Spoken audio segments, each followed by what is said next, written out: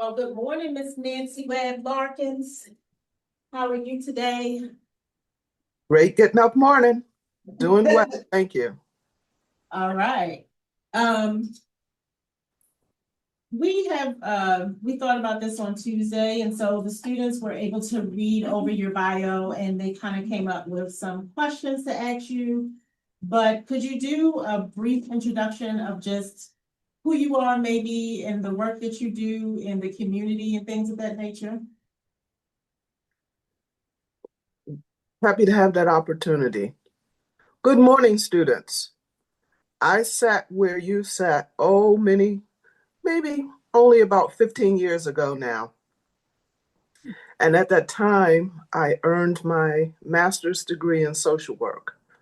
So currently, I am providing social work services, counseling, and case management to patients, adults who are receiving dialysis treatments. In case you don't know, dialysis treatments are life-sustaining treatments. Most patients who are on dialysis are brown and other.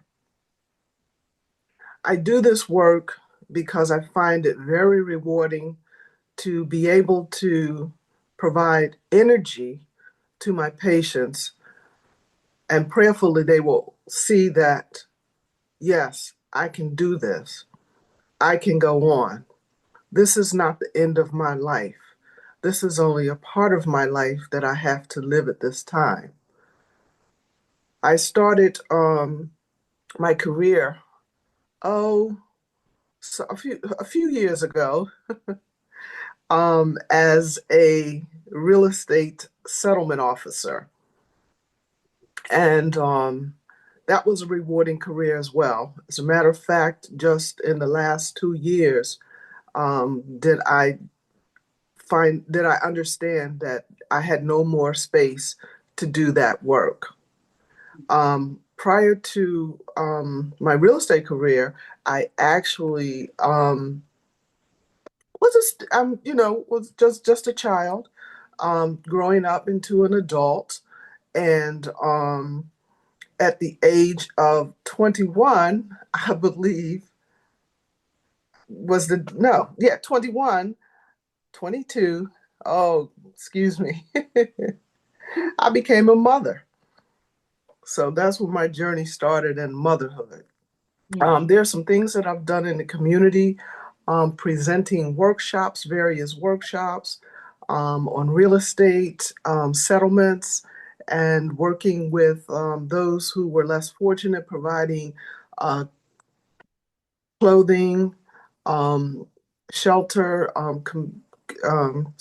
providing clothing and shelter, and also helping and assisting with just answering questions to figure out which way was next. Thank you. You. Thank you, thank you. All right. Would someone like to get us started off with questions? Um, Hi, Ken. Hi, my name's Avery. Thank you for speaking with us today. I was kind of wondering, like, what led you to make the transition from real estate settlement to social work? Like, what was there like a defining moment, or like a kind of just in general, what made you make that change? Good question. Thank you. Um, the switch happened in 2008, and there was a downturn in the real estate market. So I was unable to earn a living um, marketing and doing settlements. But I had some skills. I had been a loan officer and I knew how to qualify folks for income purposes or for mortgages. So I translated that skill into qualifying folks for food stamps, medical assistance, cash programs. And I sought a job with the state of Maryland, which provided me with a great opportunity to later become a social worker. I hope that answers your question. Yeah. I wanted to tell you all, I should be sending an email to you, but I want to make sure you have on your calendar. Because we didn't announce this, did we? Oh my goodness. We have a celebration of writing coming up. I think some of you guys have been to the UWP student celebration of their writing. This year it's going to be on November 6th, if I'm not mistaken, and it's from 5:30 to 7:30. There's going to be live writing. And I'll continue that announcement after on our next break. All right. Thank you all for that. Oh, absolutely. Can you ask your question again? Yeah. Thank you. Hi, my name is Ursu, and thank you for sharing your story with us here today. I had a question about how you became a mother at the young age of 21, and just wanted to ask how you navigated that journey. Okay. When I was in high school, we had sex education classes. And we were always, and what I learned from those classes was that you don't want to have children at an older age. When I say older, I mean after 25 and going on 30, because it was believed that children were born with birth defects if the parents were older. So I always knew that I wanted to have my children earlier so that I would not have children who were born with birth defects. At the age of 21, I'm kind of feeling like I'm working, no, I was actually in school, going to and working part-time, but thinking I could take care of myself at that point. And there were some resources that helped me along the way. And of course, I felt I was in love. So all things, all of those things um, gave me the confidence to say that, yes, now is the time. You can do this. You will be successful. And I So, no, ma'am. Okay. and I wanted to do it while I was young, of course, so that thinking my children would be healthier, and thinking that I would have the energy to be available to them. Thank you. That's interesting thinking about mama, right? Who was married and then had children by the age of what, 12, 14, somewhere in that age. And how Yes. old was Granny when she had her first child? I don't remember. Granny was about 21, 22 when she had her first child. Okay, that's interesting. Yes. Thank you. Mhm. So I kept the tradition going.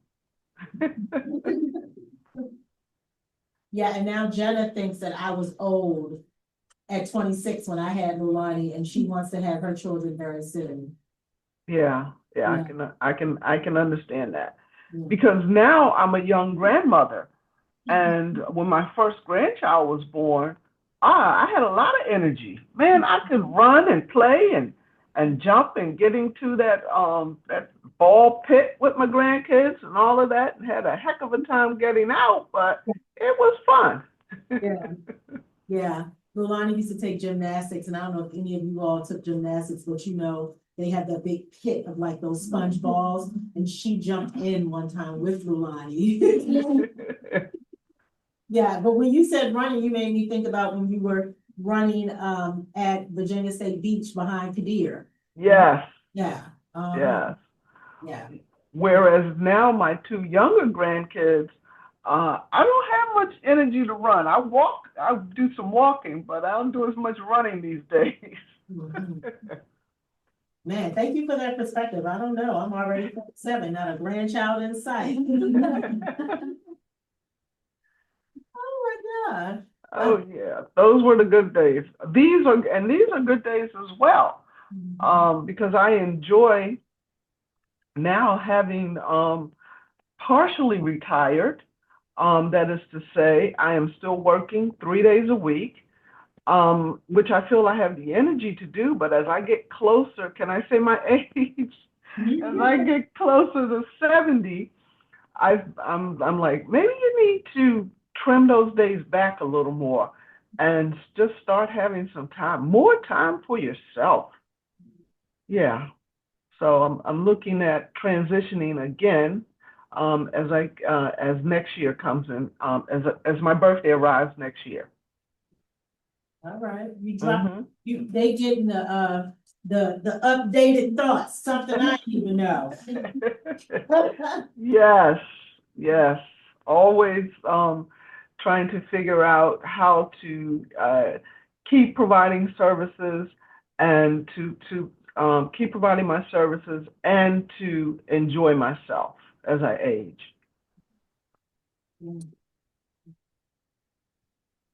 Any other questions? My name is Jaden, and I'm just curious about, oh, also thank you for sharing your service. And I'm curious about your transition into motherhood while in undergrad and how you balance like your responsibilities, and also if your intern motherhood influenced your decision to shift from the pre-medical track to teaching. Okay, I think the first part of what you said was motherhood as a single parent. No, Oh, motherhood, I'm sorry, go ahead, Zoe. I was just curious, like, what it was like balancing motherhood as an undergraduate student. Mhm. actually, I was in my junior year when I became pregnant, and my baby was due in January. And it was so hard not to go back to school in January.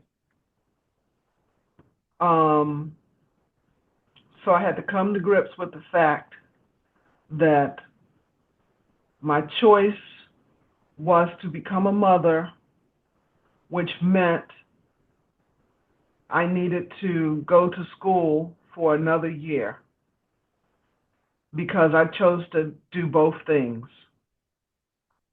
And I was able to set up my school schedule so that um, some of the classes that I needed in the spring of the year my daughter was born, I was not able to take them until the spring of the next year. But I did. My finances worked out, and I just decided, okay, I was able to adjust to the fact that yes, I'm going to go to school for another year, which meant I had to seek babysitting services out because now I needed someone to care for my baby while I was at school. I was able, through family members, I was able to locate someone who had provided care for their children and who would provide care for me, a very loving woman who lived not far from me, which meant in the morning, before I could get to class, I would have to strap my baby on because I used to carry her on, I think it was on the front, on a baby carrier that sat on the front of me with my book bag on my back. And I would get on the bus and take her and drop her off to the babysitter. And then I'd get back on the bus and go to class and then do the same thing in the evening. So some days it was a bit, some days it was rough. Every day wasn't easy, but it was something that I was determined to do because I knew that I had made the right decision to have this child at this time. So I think one of the first things you have to do is you have to be in touch with who you are and those things that you believe are for you and are what you can do. One of the things I didn't mention about motherhood and being ready is that it was a spiritual process for me. because I knew that I had taken part in the physical mechanics to become a mother. But as the baby began to grow inside of me, I began to have all of these thoughts about, well, wow. And I was a biology major, so I knew the biological aspect of it. But it was going on inside of me. It was a real thing. So I was imagining all of this was coming about, how these cells were growing and how the baby began to come to life and well, was always at life, but I say began to come to life because I could feel this human being growing inside of me. And that was like, okay, I know this is God, is the reason behind all of this. God has allowed me to receive this gift, to be this vessel. And that was really special to me. That was really special. And as I became more pregnant, that is to say, at 6, 7, 8 months, then the realization came to me, well, you know, this baby's going to be born. And it was like, oh my God, I'm going to be at a matter of life and death. That could really happen. One of us might not make it. And I really became, because before I became pregnant, I think I was in touch with life more from a scientific perspective, not so much a spiritual perspective. And I knew that in order for this to come to be, it was only going to happen through God. God was going to make this possible, not me, not me. I was going to be a participant, but God was making this possible. So that's what allowed me to go through this journey of becoming pregnant and having a child. It was God who helped me to understand that He was going to be right there with me and make this possible. Once I was reconciled with myself, that I was one with God and that He was going to be with me through this process, the fear went away. I was able to be comfortable about birthing. And as a matter of fact, I chose to have unassisted childbirth without the aid of medication, because I knew that God would bring me through. And He did. We made it. We did. So it was God's grace and mercy that brought me through. I became a believer.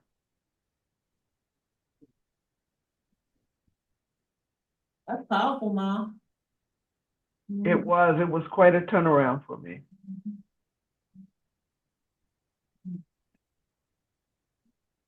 Did you want to actually follow There was another question. I'm sorry. There was another question. Thank you for your response. I really appreciate hearing how you process things.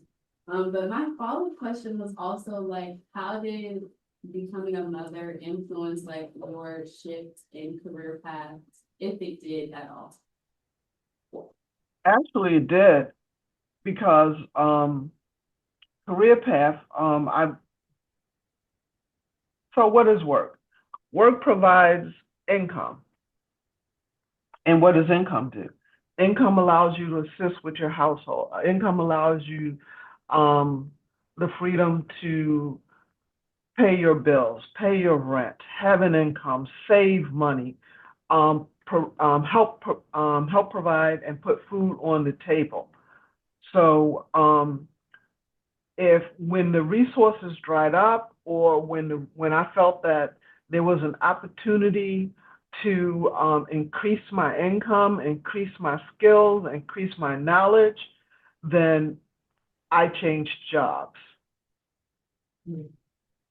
My resume, when I was before I actually went into became a social worker, there were quite a few entries, because I always felt that I needed to maintain my skills, and improve my income sufficiently so that I would be able to maintain my household, take care of my family. So that was the number one goal for transitioning. Except for in 2008 when the market crashed. I mean, those things were still important. And especially because of the crash, I was unable to make the income. And working as a marketing rep, that is a commission-only position. So unless you're making new deals, unless you're signing new deals and going to settlement, you're not getting paid. So becoming a social worker and starting out at the Department of Social Services meant that I would get paid every 2 weeks. I would have insurance, and I would have opportunities for growth. So that is why I changed. All of those things were going on in my mind when it was time for me to change my career. And of course, the market picked up later. So what did I do? Now I had 2 careers. Now I'm a licensed settlement officer and a licensed social worker. So I did 2 jobs for a period of time.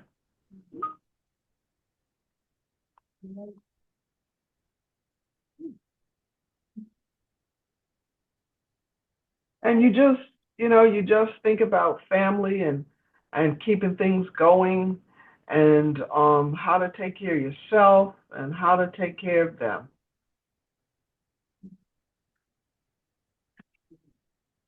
Hi, my name is Michelle, and I have a question. Mm-hmm. Talking about like your entrance into motherhood and also like your career. And I have a question related to your career in like social work. Mm-hmm. So, in like your bio, it was like mentioned that you like work with patients who are on like dialysis. So I was just wondering, since like dialysis can be like such a big like life-sustaining treatment, how do you like find moments of joy with your patients? Well, in my mind, I come with joy in my mind because I want to be an uplifting person. I do not want to come to work sad. I do not want to bring my stuff into that room with that patient. I work at not doing that by getting enough sleep, by eating well, and by taking care of my physical body, as well as my emotional self. There's still some things that I do, like speaking in front of this class. I find that enjoyable. So I'm always looking for opportunities to keep myself uplifted, so that's what I'm bringing to my patients. Now, not all of them receive it that way.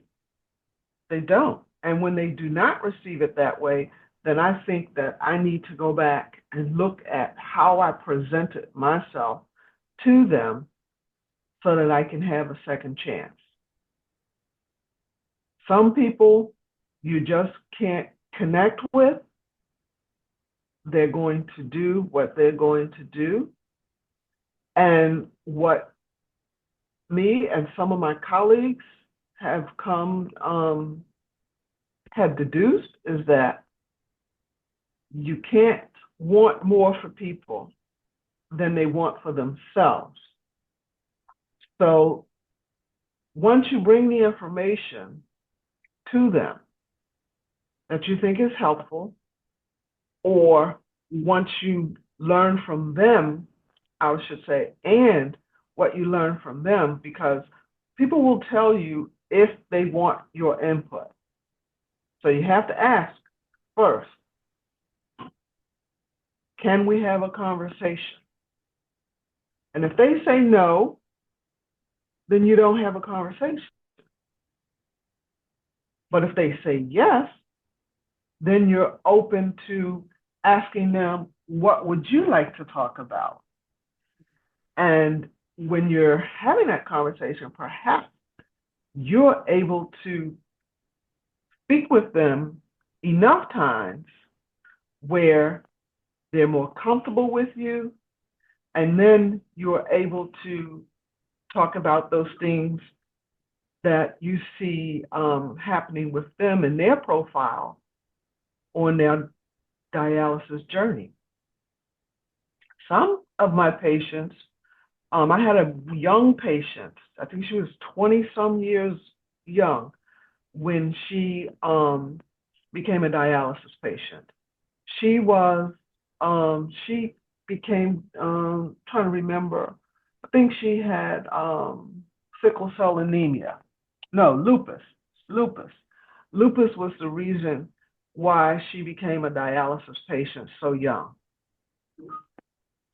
When she and I spoke, she would ask me for resources. I would provide them for her. She would come back with the documentation right away. And because when she first started, she was working. So then she wasn't feeling well, so she was no longer able to work. So she knew that her life was not over.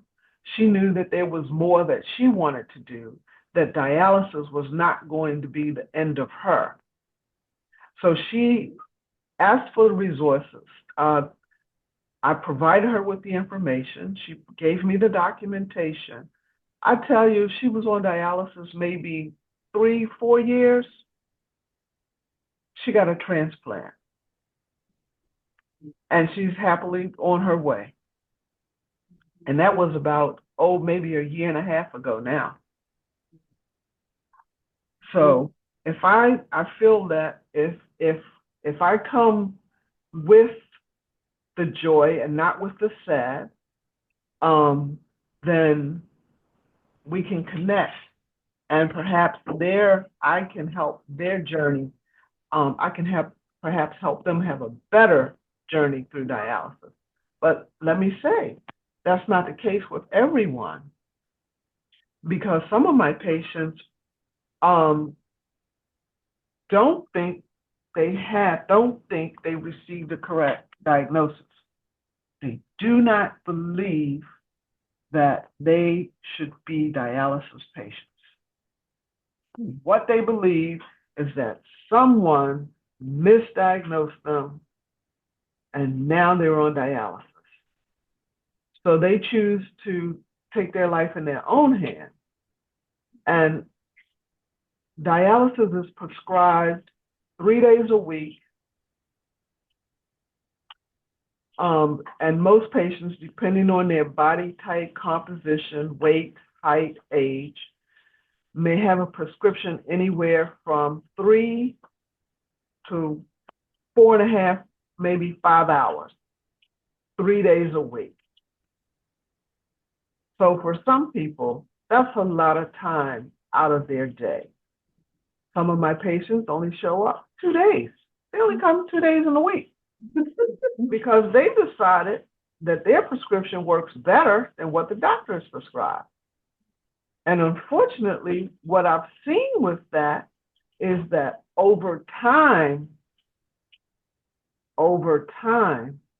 they start to get sick because they're not getting adequate dialysis, or not adequate. But then there are some other people who've watched folks not do well and not be fazed by it at all. Then there are some other folks who, because of their circumstances, they are just not able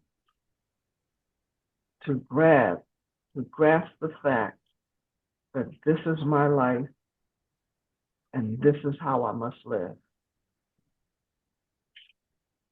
So it varies. It varies. But I do believe that if I come with my best self, then I've given what God has given me, and I pray that someone will receive it and be helped. Does that answer your question, dear, or did I miss something? Oh, no, that was perfect. Thank you so much. Oh, you're welcome. I have a question. Hi, my name is Cynthia. Thank you so much for telling us about your story about motherhood and even throughout your career.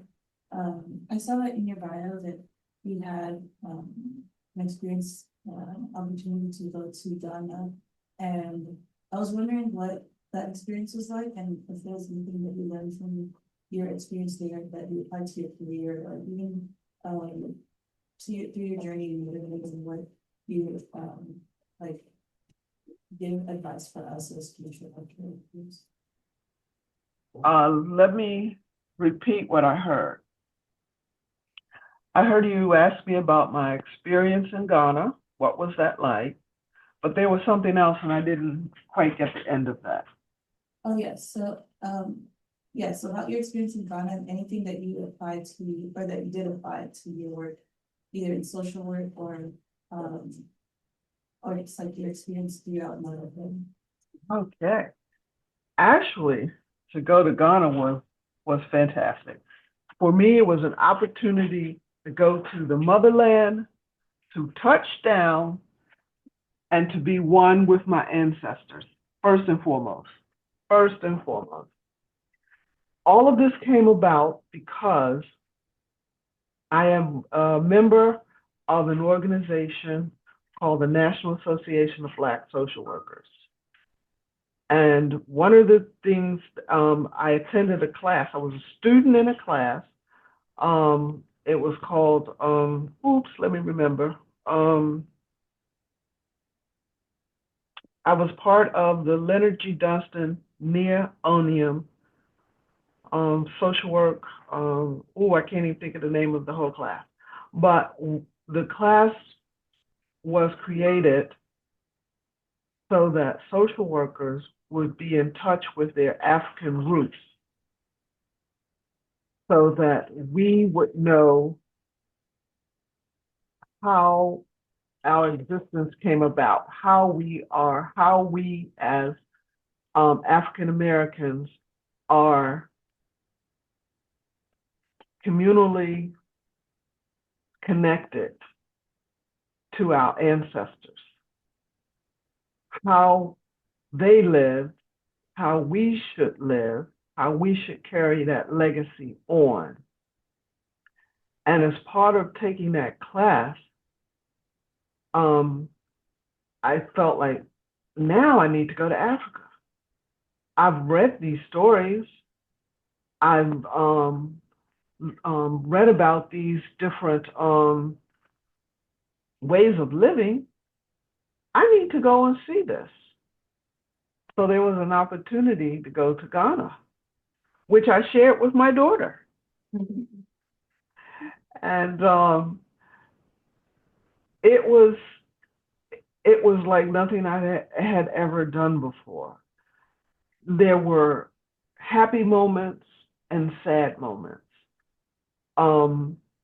Happy to see that the Africans are striving and doing well. And some of the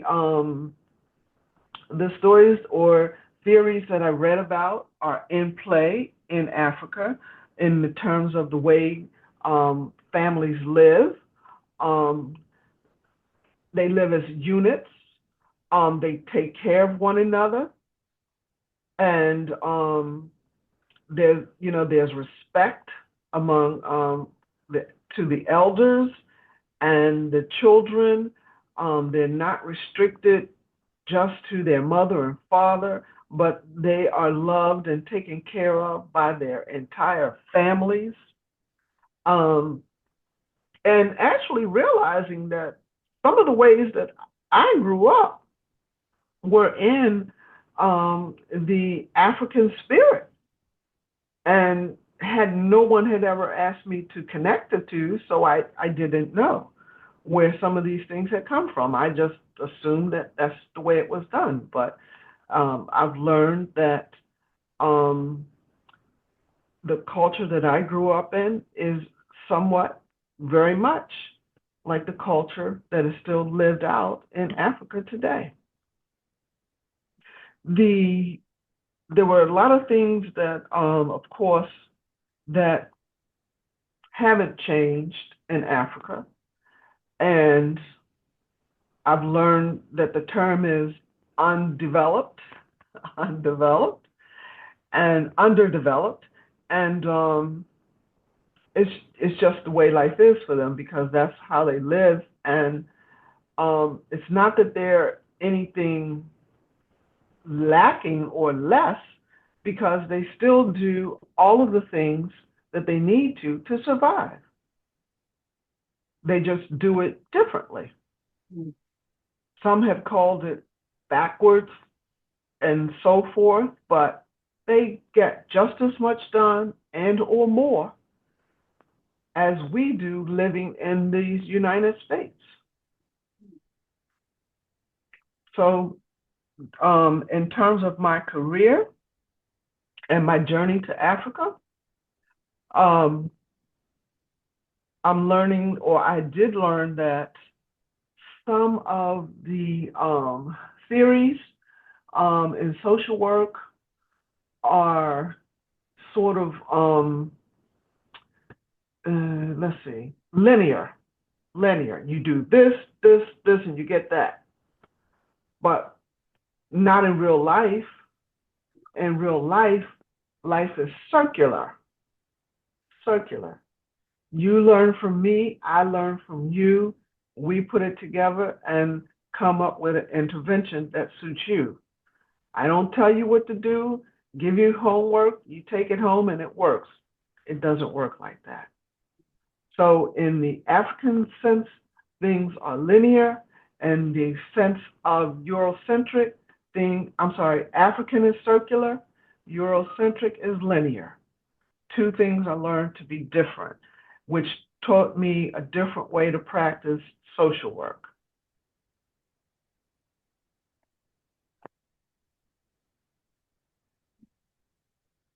So I go and ask for permission to speak. I ask if there's anything that's needed from me. Do they have anything they want to give me? And I call it my homework. I ask them if they have homework for me. And that's how we start our conversations. If they say, no, I don't want to talk today, then I said, okay, I'll check in with you next week. But I do my best to give them the respect and honor that they deserve, because they're still human beings. They just are in need of dialysis treatments. Not sure if I answered that question. Thank you. I think just to follow up, I have a question about, if there's any advice that you give to future healthcare workers that you learned, anything that you learned about from anything that you learned about in Ghana. Say again, please. If there's anything that, from what you learned in Ghana and, that you give for that you give advice for future healthcare workers, like us as students. Yeah. So she's saying, Ma, based on what you learned in Ghana, because not only did you visit Ghana, but you also were able to interact specifically with social workers while you were there. Is there anything that you learned that, because these are students that want to work in medicine, a lot of them do you have any advice for them as future professionals that we would say maybe you pulled from Ghana, and maybe also, just your experiences too. Yeah. Yeah, they do not practice social work the way we do. Because we have counseling, is one of the ways that we practice, and we provide resources and so forth. In Ghana, they do not work that way. They work as families, and they provide, so they will open a center, and they will provide assistance. And in that center, the folks who are part of that community will work in that community. They will learn how to navigate life through working in that community. So they will not just come and receive um, for example, they will not come in and receive mental health therapy. The work that they do in that center will be their therapy. So they will actually live the therapy, not sit on a phone for 30 minutes or 45 minutes and have a conversation. So the work that's provided is usually a lived experience, whereas we don't always do that here in this country.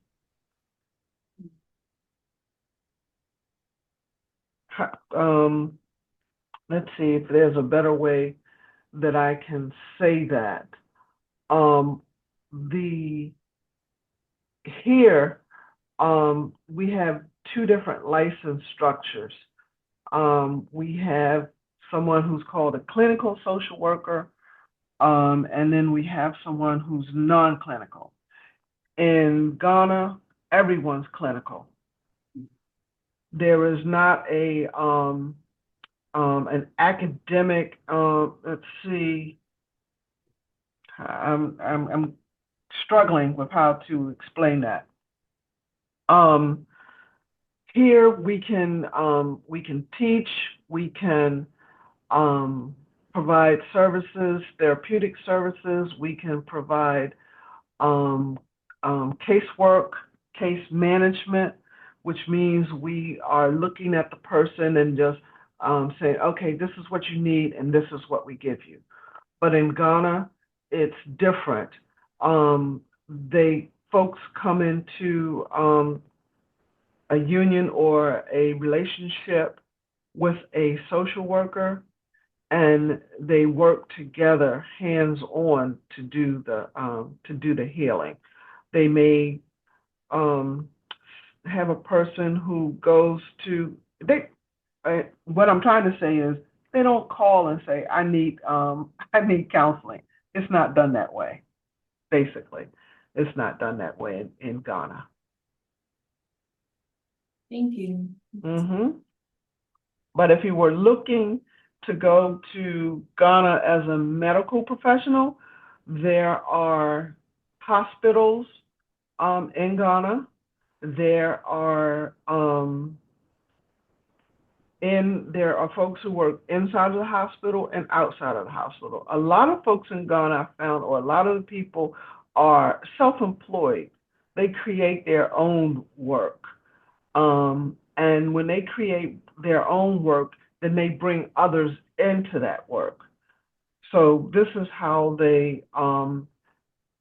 folks' needs are taken care of, because someone provides the work and then someone else, and then they invite others in to assist them to get that work. I'm sorry, I'm struggling for a better way to say that.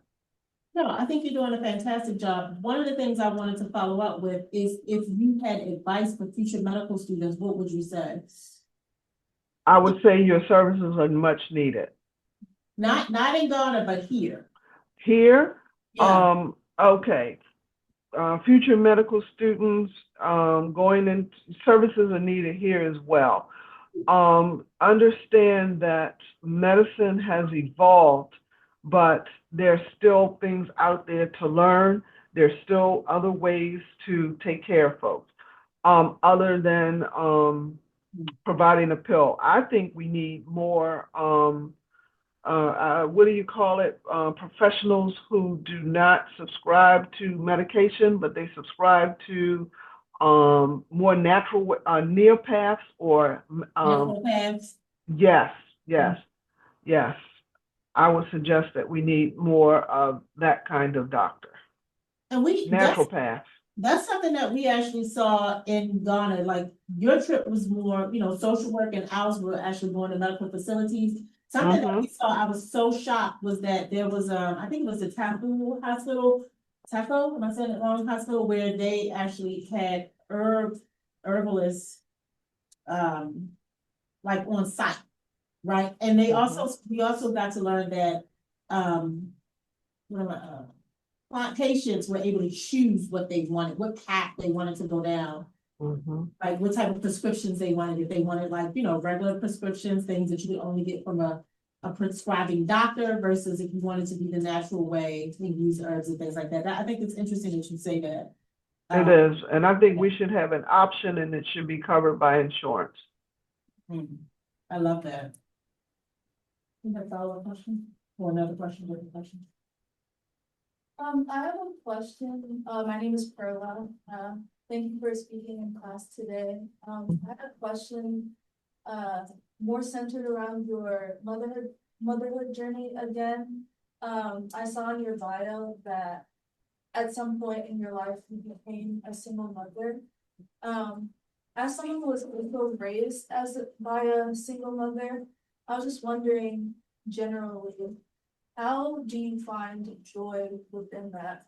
Because, like, growing up, I would see the lengths that my mother went through to provide for her children. And it's just a very difficult thing to do. So what was it like finding joy within that situation? And you're right. The journey was not easy all the time. But remember, I said that being a mother was something that I chose to do. And I wasn't always single. Circumstances just led to me becoming single. So once the tables turned, as you will, I still had responsibilities. And I feel like I had prepared myself to be able to manage, but I still have friends, I still have family, I still have my career, I still have my studies. So I feel like I had a full life. And music. Music. Anita Baker. I did not think you would say Anita Baker. I thought you would have said Sade.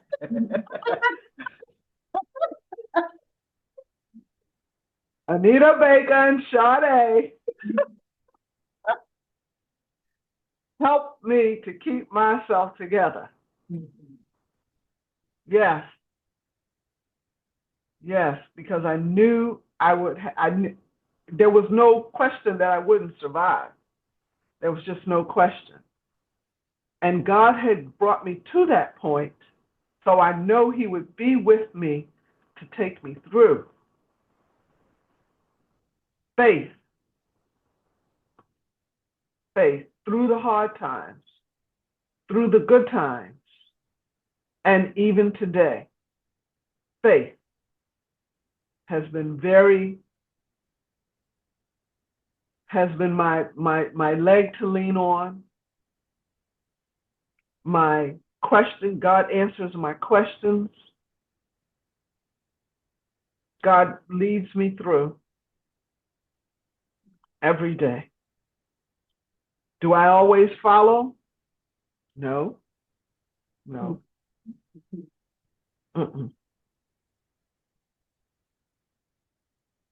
But most of the time I do. Could not have made it this far without faith. Nope. Do I go to church every Sunday? Nope. Virtually, I'm in church. Church is here in my heart. God is here in my heart. So some days, was I able to just do everything I needed to do? Nope. Some days I had to take a break. Just take a break. I may need to take a day off from work. I may need to take a couple days off work. I don't ever remember you being off of work, not one day. I must have been in school on them days. Oh my goodness. Mm. Maybe I was there physically, but not mentally. Oh my goodness. Mm. Oh, yeah. Mhm.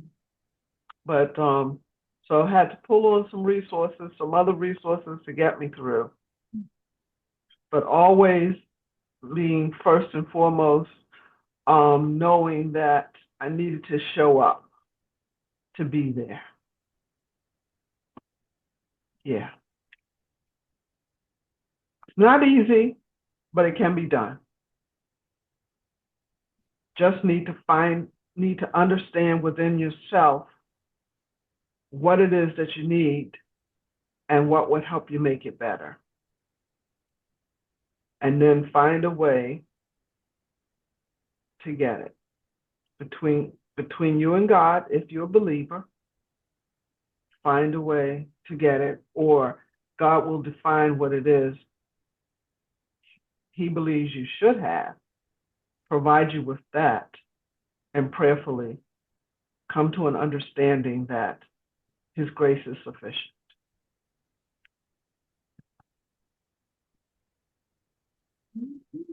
Thank you for that. Hi, my name is Erica, and thank you so much for speaking with us today. Kind of like a follow-up to Perla's question. My family, immediate family, went through a lot of like divorces, and I also experienced divorces in my family. So I was wondering, did you have a community of people around you that helped you navigate that? Because a lot of times in our class, we talked about like how community is important to help support mothers and to help nurture them through challenging situations. So I was just wondering, you had family around you, friends, or just those within the community? All of the above. All of the above. Family, friends,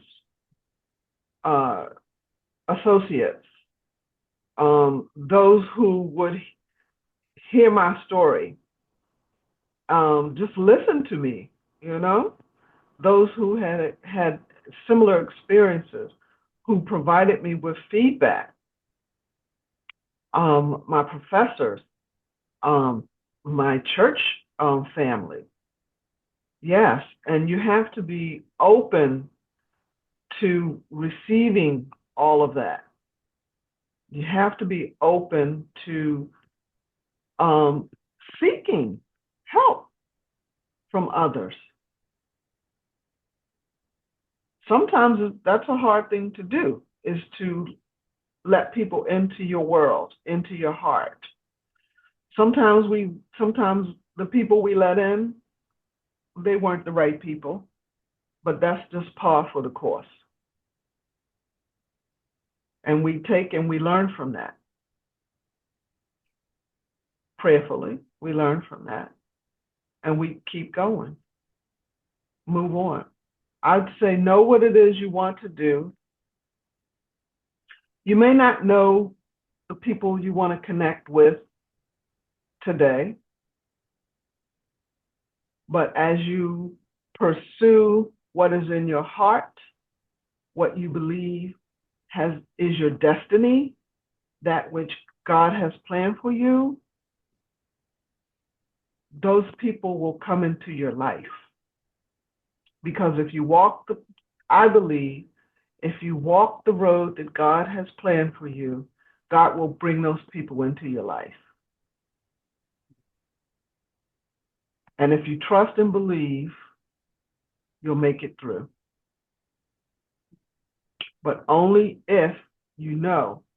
That's the thing you should be doing. If you feel like, oh, maybe this is not the right time, then maybe this is not the right time, and don't do it.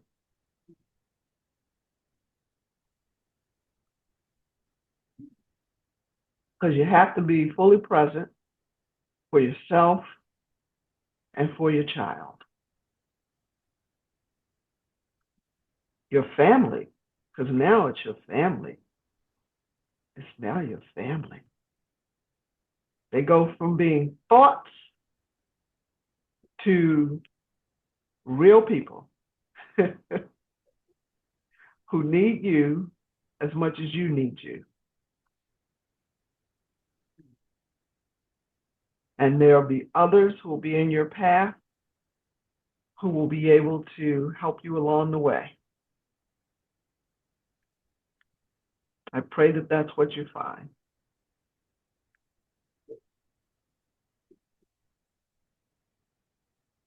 Larkins. My name is Sienna. It is really nice to meet you. And I found it really courageous that you went back to school after 31 years. I was wondering, what did it mean to you to go back to school? Say that again, please.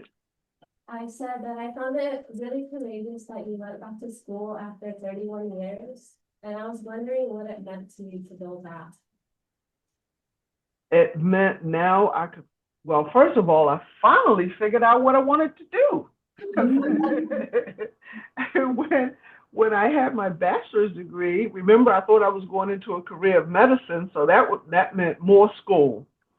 But once I realized, no, I'm not going into medicine right now. I thought, someday I'm going to go back and get my master's degree, but I don't know when, and I don't even know what I want to study. For a long time, I thought I wanted to study business administration, but I learned, no, that wasn't it. When I was working for the Department of Social Services, I received an offer in my email from the state of Maryland.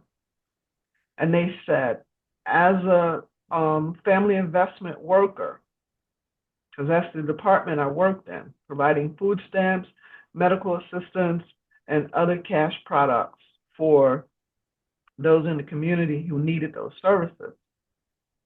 They said, if you would consider a career in child welfare, we will assist you with obtaining that degree. And this is the deadline date by which you have to make this decision. So I thought about that. And I said, I do want to get my master's degree. I want to continue my studies. I wasn't sure I wanted to do child welfare because I didn't have any contact with child welfare growing up. So I didn't know a whole lot about that system. So it wasn't something I was really familiar with. And it's like, well, what do they do? The only thing I really knew about child welfare workers were that they came into the house and took the children out. And I was like, Lord, I don't want to do that. I don't know if I can do that. But what I learned is that that's not the only thing they do. They provide a warm presence for children who, unfortunately or fortunately, have been removed from their families. As a child welfare worker, I worked in the teen unit. So these were children who were going into adulthood, learning those things that they needed to know to take care of themselves, because at the age of 18, they would be released from the child care system and would have to take care of themselves, which was challenging, because now I am a person coming into their life. We don't know each other. They're not liking where they are. And now I'm coming to check in on them to see if there's anything they need. And if they're having behaviors, then I'm coming to assist them to move to the next location. So it was challenging. And in particular, one or two kids, very challenging, young men who were in the system.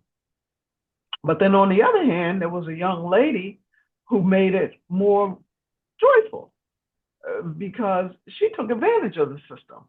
She said, okay, so you mean after I age out at 18, I can go to college? So she went to college. And then once she graduated, she took a position in the, she went to, because she was an African young woman, so she took a position of whatever her studies took her to Africa. So she took advantage of it. She had her own apartment. They were paying for it because you had from 18 to 21 in that period. And I really enjoyed working with her. Some of the other youth, they were more challenged by the situation that they were in, and it was harder for them to understand the whole dynamics. You know, why can't I go home? Why did you take me out? So, you know, two sides to the situation. So child welfare, I had to do after I graduated, because the state of Maryland gave me a stipend so that I could work at my job with the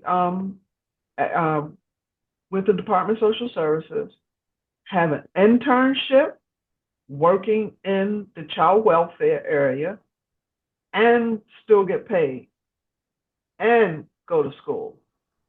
So they made it a well-rounded package. So I said, I can do that. And the master's degree program was just 2 years. The hard part was getting accepted into the program. And I had had an experience that had upset me in life. And it was something that I knew I didn't want a whole lot of other children to have. And if I could provide some help to some child while they were in that system, because someone had helped me. So that's how I wrote my letter of introduction, and I was accepted into the program. Yes, it had been 31 years since I went to school, but in my undergrad years, I did well in my academics. I graduated just below 3.0. So my grades, you know, they weren't 4, but it was better than, it was passing. It was passing. So they said, well, she did that, you know, we'll give her a chance. And they did. They gave me a chance. And I knew that I could get through the 2 years program of studying, because I don't know that I mentioned, but at the time I was going through a divorce, which was something I wasn't wanting to do. And going to school gave me something to do other than to sit around and be sad about going through a divorce. Okay. So I used that time wisely. I used my time wisely and studied and earned my master's degree in 2 years and graduated with honors. Yeah. Yes. As we are getting close to the end, I'm wondering if you had to say what joys you found through motherhood, what would you say they are, the joys of motherhood for you? The joys of motherhood So are we coming right to the end?